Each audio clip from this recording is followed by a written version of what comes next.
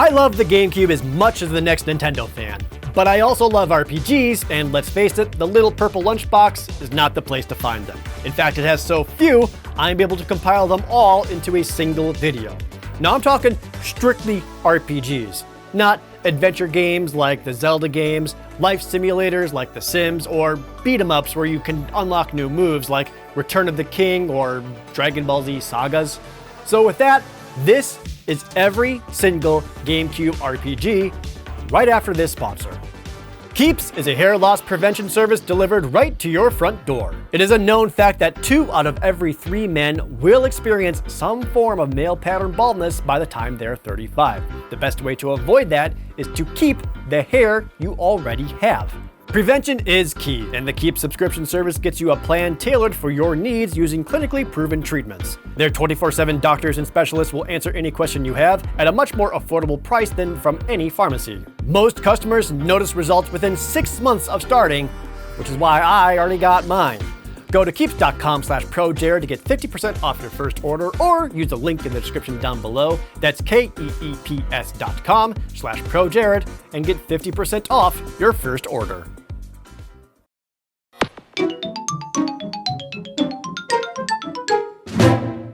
Might as well hit the obvious ones first, like Pokemon Colosseum. At first glance, it seemed like it would just be a GameCube version of the Pokemon Stadium games from the N64, but it has its own full story mode, with its own kind of gameplay and style. Your starting Pokemon are Espeon and Umbreon, which is really cool and breaks away from the grass, water, fire usual. Every single battle is a double battle, and there are no wild Pokemon. Instead, you break one of the rules of Pokemon, you steal your opponent's monsters. Even cooler still, this game allowed you to get several Pokemon that were not available in the Gen 3 games normally. And yeah, you can connect your Game Boy Advance for trading Pokemon or doing battles. All that aside, the single player story is pretty good.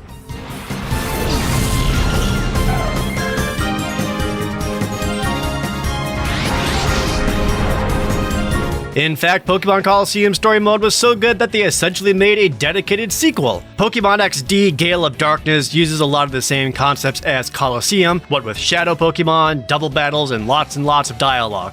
It has less emphasis on the GBA trading and battles, though they are still there with a few more exclusive Pokemon. The story is really fun too. There are a lot of really fun characters to meet, like Mirror B, even more shadow Pokemon to snag from people. It also has a decent amount of post-game, which is great because the main game is a pretty brief playthrough. Much like Colosseum, Pokemon XD is still a fun playthrough to this day.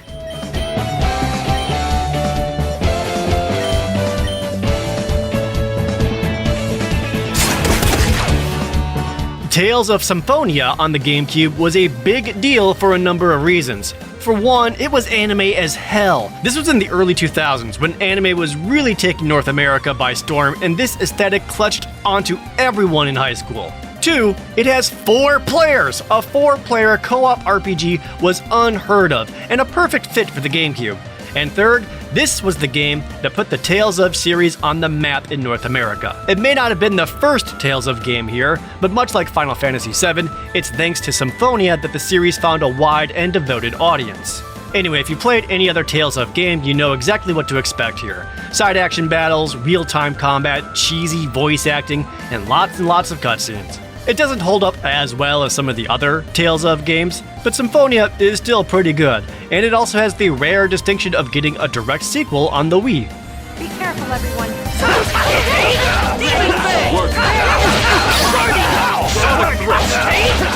While we're talking about fun 4-player co-op RPGs, there's also XMen Legends. It's a surprisingly good hack and slash, only instead of swords and axes, it's optic blasts, kinetic cards, and adamantium claws. It also has a lot of elements of a beat-em-up, like incredibly destructible environments and tossing enemies left and right. There's a couple dozen different X-Men to play as, and they have a really good voice cast, including Patrick Stewart as Professor Xavier. You can level up and choose which mutant powers to improve, equip different gear, and unleash ultimate attacks. Like other hack and slash games, it does get pretty repetitive towards the end, but it's a fun playthrough, especially with friends.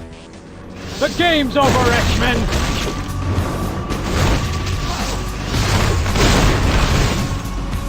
So nice they did it twice. XMen Legends 2 is more or less a better version of XMen Legends while being more of the same.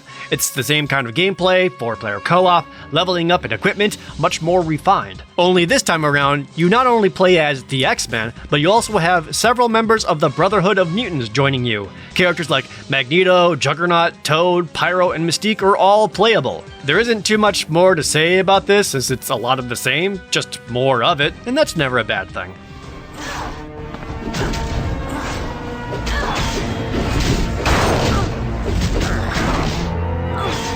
You have not seen the last of me. The only Final Fantasy game for the GameCube, and it is also 4-player co-op. Final Fantasy Crystal Chronicles is a unique title in that it functions heavily off of the Game Boy Advance Link compatibility. So while playing multiplayer, each player has a GBA linked up to show their health, items, and secret mission for each level. For the most part though, it's a simple dungeon crawler with multiple playable characters and a magic system that allows for players to stack them together for greater effects. I really enjoyed it for the GameCube, and it has been ported to the Switch, PS4, and mobile, but I found myself not liking the port as much. If I can help it, I'd rather have 3 buddies with me on the couch, 4 GBA SPs hooked up, and yelling at each other for someone to move the bucket around.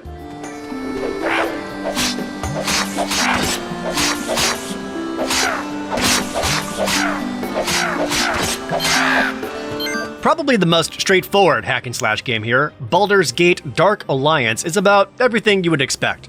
This is your typical sword and sorcery multiplayer RPG with slicing down hundreds of enemies, getting a plethora of items and equipment, and smashing open barrels and crates to get more stuff. It is based on the Dungeons & Dragons 3rd edition rule set, albeit very loosely. If anything, that's one of my main issues with the game. I wanted something that's closer to actual D&D like the previous Baldur's Gate games on PC, but to each their own. This one is also multiplayer co-op, though it's only 2 players, with a few playable characters, and if you enjoy Diablo-style loot fests, this one is right up your alley, especially since it was recently re-released on modern consoles.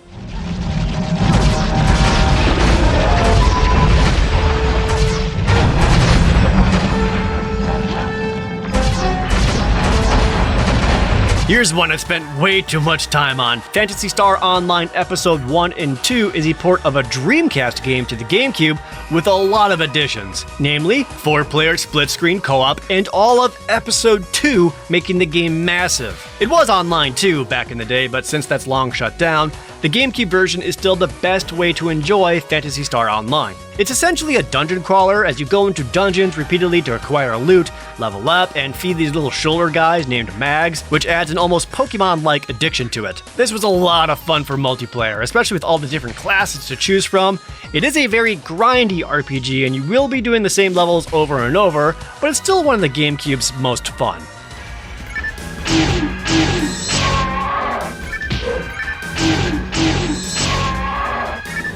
PSO also has a direct sequel, though it's quite different from the others. Phantasy Star Online Episode 3, Card Evolution, is a GameCube exclusive, and it's a card-based RPG. So instead of running around and attacking enemies, you have slow-paced tactical combat using a deck of cards for your different moves and attacks. Instead of creating a character, you have to pick one at the start, with each having a different playstyle.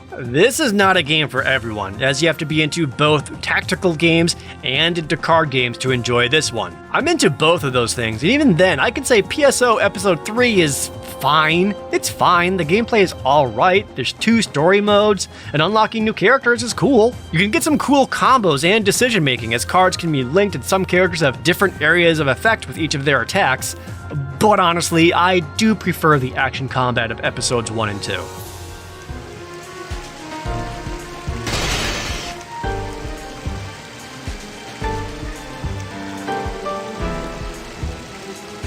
While we're on card RPGs, the most famous one is Baten Kaitos. This is also a full-fledged card RPG and exclusive to the GameCube. Only in this, everything is a card. Attacks, spells, weapons, armor, items. There are some interesting interaction when it comes to these cards, as there is a real-time element to some of them. For example, if you have some kind of food item card, after so many real hours, it'll rot and go bad. You also don't play as the main character, you're instead a spirit guiding them, which sometimes leads to the characters addressing you directly and asking you what they should do. That's the most unique part of it, because the rest of it doesn't hold up super well. I didn't find the story wholly interesting, and the voice acting is pretty weak. However, it's a good-looking GameCube game. It still uses pre-rendered backgrounds in the overworld, and it still looks great. This was also made by Monolith Soft, who would eventually go on to make the Xenoblade games for Nintendo.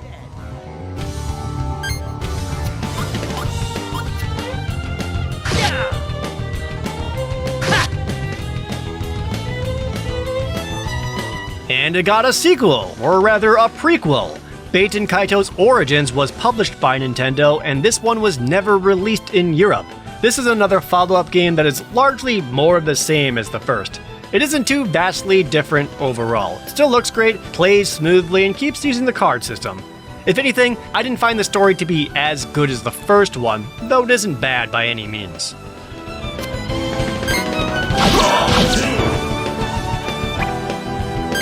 May my blade be sharp. Okay, maybe I should have started here. Paper Mario Thousand Year Door is hands down the best RPG on the GameCube. It's also aged incredibly well thanks to its unique art style and fantastic writing. The dialogue and characters make this worth playing through, on top of the engaging gameplay. Every battle is filled with timed button presses for offense and defense, a bunch of different party members, and it all has the charm of the Mario universe. Seriously, if you haven't yet, or for some reason have avoided it, Paper Mario Thousand Year Door may just be the best Mario RPG there is.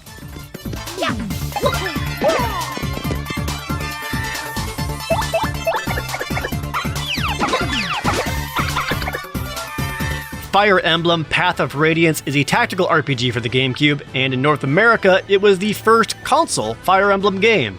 This is the one that introduces Ike as the main character, and also has voice acting in its cutscenes. As for the gameplay, well, it's Fire Emblem. The weapon triangle is very much here, as is a magic triangle advantage. You strategically move your units around the battlefield, and see attacks play out in animated cutscenes. You can use experience points to level up and eventually upgrade classes of your different units. It isn't a very innovative Fire Emblem title, but at the time, it added a lot to its presentation. That said, it is a slog to play through. The voice acting is not good, and the dialogue is awfully repetitive and exhausting. It's a fine Fire Emblem game and one of the better GameCube games available, but nothing too exciting.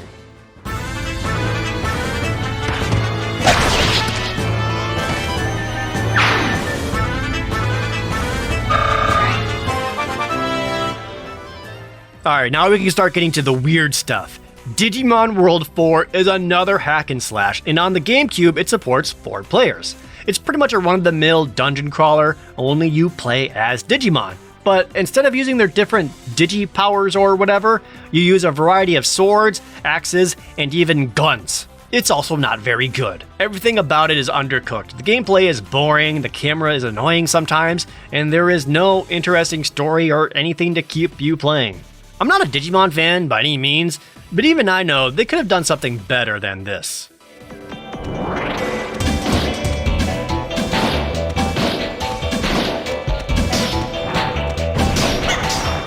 I was, however, pretty into YuGiOh in the early 2000s, so it was exciting to see YuGiOh The False-Bound Kingdom as a GameCube exclusive. And instead of just playing the YuGiOh card game, it's a full-on RPG featuring YuGiOh monsters. You're not just summoning the Celtic Guardian, he's one of your party members. You can play as either Yugi or Seto Kaiba, assembling teams of monsters to battle against enemy teams. You send the teams out into different areas, and it plays much more like an ogre battle game than anything else. It's also not good. It's a novel concept, but it plays out way too slowly and is wholly uninteresting. I kind of wish it was just a normal Yu-Gi-Oh card game than this.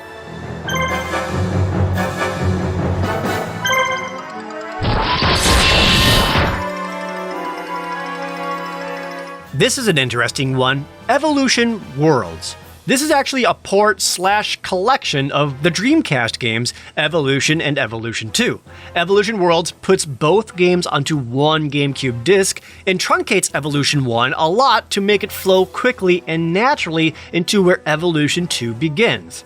This is a more straightforward JRPG with random turn-based battles, experience points, and skill points for each character. It also isn't very exciting or innovative. It's pretty run-of-the-mill, and you know what to expect. Evolution basically helped fill a JRPG void on the Dreamcast, and it more or less does the same thing here on the GameCube, just being so-so at best.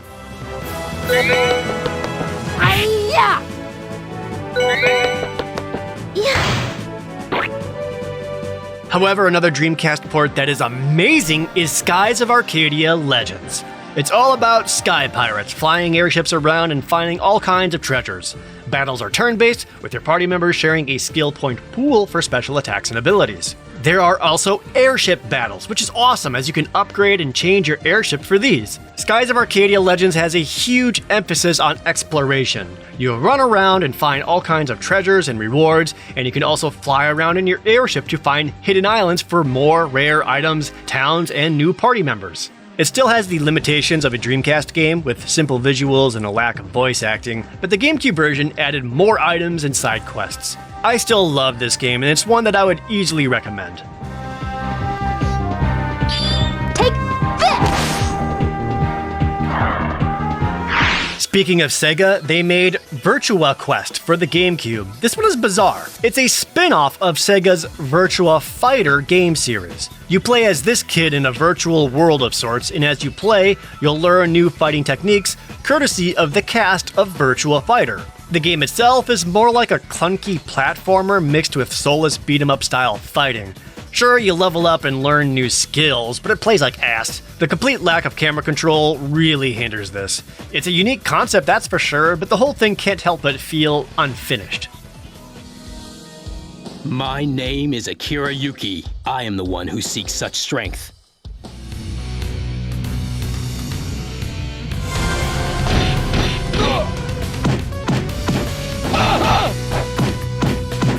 Summoner, A Goddess Reborn for the GameCube is a port of the PlayStation 2 game Summoner. It's an action RPG where you run around and attack enemies, solve puzzles, and collect items and money. You also have different AI-controlled party members helping you out. And it's, fine? Nothing terribly exciting. Enemies are dumb enough that you can just mash attack and generally win every single battle. If you wanted to play this game right now, oddly, you easily can, as it's available on goodoldgames.com, but you're also not really missing out on much.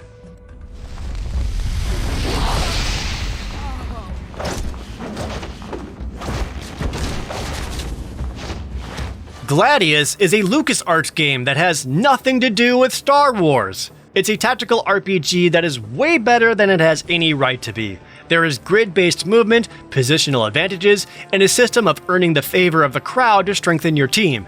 Anytime you do an attack, you also have to enter a sequence of button presses, and the faster you do it, the more accurate and damaging your attack will be. You can also disable this feature entirely if you want a more traditional style of combat. Best of all, it also has co-op play, letting each player take a different party member. There is a story with a fair amount of cutscenes and competent voice acting, but it is mostly doing fights for different rewards and leveling up for the sake of leveling up. Of all the RPGs on this list, Gladius is by far the most overlooked one, not just on the GameCube, but on the PlayStation 2 and original Xbox as well.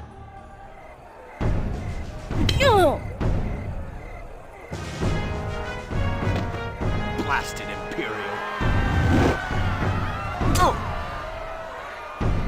Another one that's better than you'd think, Mega Man X Command Mission takes the Mega Man X universe into a traditional turn-based RPG. You have several party members including X, Zero, and Axel, plus several all-new ones. You can change out weapon parts to affect your stats, get into random battles, and level up. The best part about the battles is that you can see the exact turn order coming up, letting you meticulously plan out your actions. Although I have no idea why X looks like that. For some reason they changed him up by adding in a lot of orange on him and giving him a weird red exhaust port cape or something. This is another RPG that is very solid. Not incredible or exciting, but very competent. The story is about what you would expect for an RPG based on Mega Man X, with good voice acting and some twists throughout.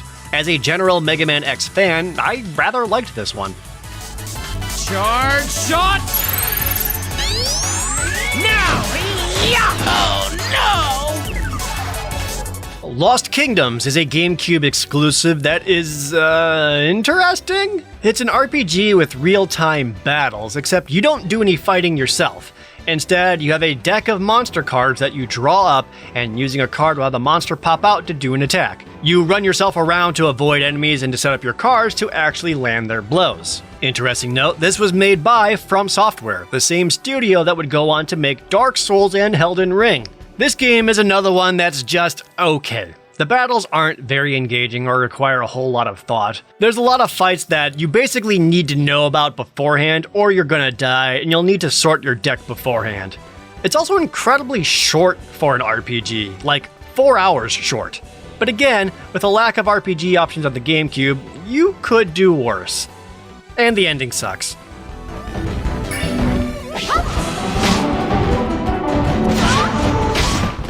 A year later, it got a follow-up with Lost Kingdoms 2. Unlike the first game, there are no random battles. Instead, you summon your monster cards as you explore around and fight enemies. This helps it play much smoother, as you can avoid battles if you need to, and you can revisit areas you've already cleared later. There's tons of new cards and new effects, including some that transform you and allow you to attack. This one also has voice acting, even if it isn't very good, to make the story a bit more palatable.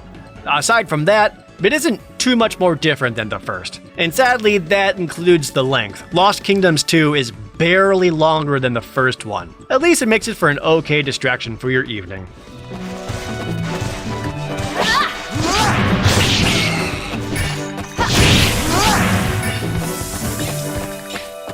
And finally, one more game that has no right to be as good as it is. The Lord of the Rings: The Third Age follows the classic movie trilogy, only you play as a made-up team of nobodies going on their own journey alongside the notable heroes. The iconic characters still show up from time to time, and even though they're based on their movie counterparts, they did not get their voices for this licensed game. Anyway, the game is good. Fantastic turn-based RPG combat, leveling up, getting all kinds of skills for your different party members, and finding a lot of fun items and equipment taken right out of the Lord of the Rings universe. It has pretty good cutscenes and voice acting too. Look, the reason it's so good is because it shamelessly rips off Final Fantasy X.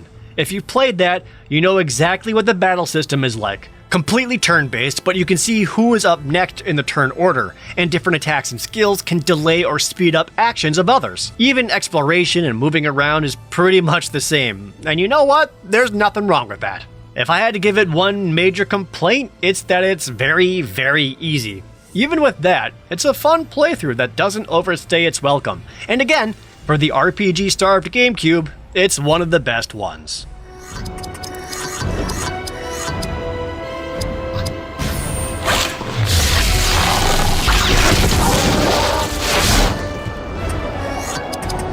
Okay, I think I got them all. Were there any RPGs that I have missed? Let me know by leaving a comment down below, and thank you so much for watching.